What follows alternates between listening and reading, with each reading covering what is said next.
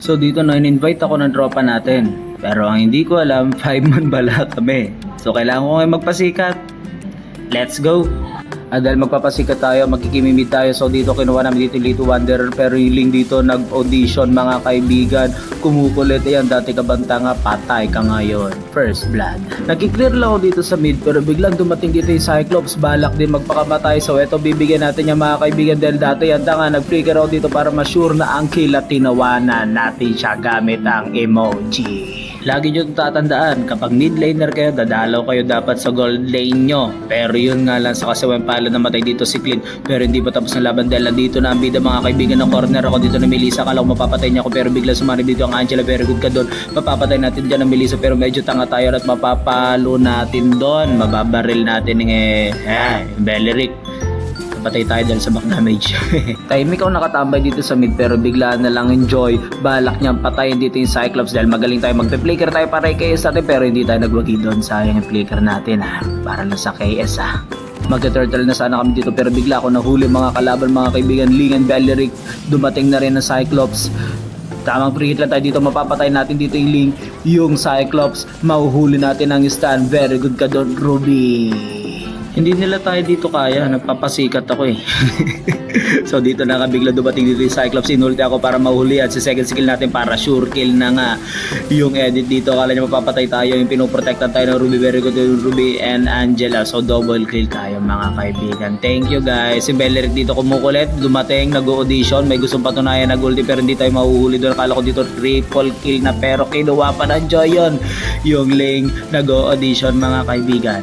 Eto na nga, yung Ling nagpapanggap na matalino pero hindi. Dahil sa pagpapasikat natin, ibebait natin mga kalaban, mahuhuli ko dito yung Cyclops pero biglang darating yung Melissa. Kaya dito mapipilitan ako mag-back. Magtatago sa sa bush pero biglang dumating yung Ling, magre-reach siya doon. Huli ko siya dito ng second skill at mag-ulti siya. Yung Melissa, pinapatay ang Ruby. So wala tayong magagawa doon para tulungan ng Ruby pero nandyan na po ang Joy and Angela. So tatlo lang kami dito ubos mga kalaban. Double kill na ang Joy and triple kill na siya doon.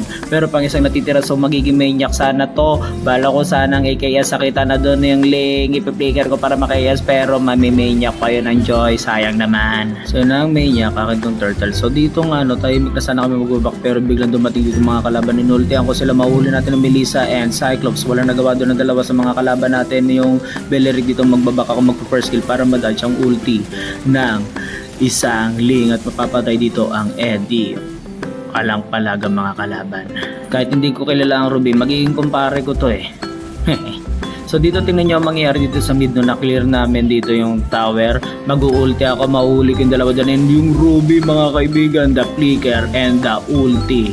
Yung Beleric dito magpapakamatay pa yata, mapapatay namin doon and appear tayo dyan mga kaibigan. Tahimik na nga sana kami dito magpupush, no, pero bigla pa dito pumasok ang pinakamagaling mag-link sa buong mundo. Mapapatay namin siya doon, the Ruby and the Kimi connection pa rin tayo mga kaibigan. At kinukuha na ng Lord ang mga kalaban. So magre-respo sana tayo dito pero biglang nag-flicker dito yung Cyclops para mapatay tayo pero hindi yung magtatagumpay tayo dito. Magse-second skill sana. Walang target. Magpi-flicker out na sana ako dito. Yung Ruby pumapalag pa mga kaibigan pero ako dito magse-second skill para mapatay pa namin ang laki na tinutulong ko dito mga kaibigan. Nakita nyo ba yun Yung presensya ko pala, takot na sila. Wala nagagawa mga kalaban and thank you po sa libreng kill.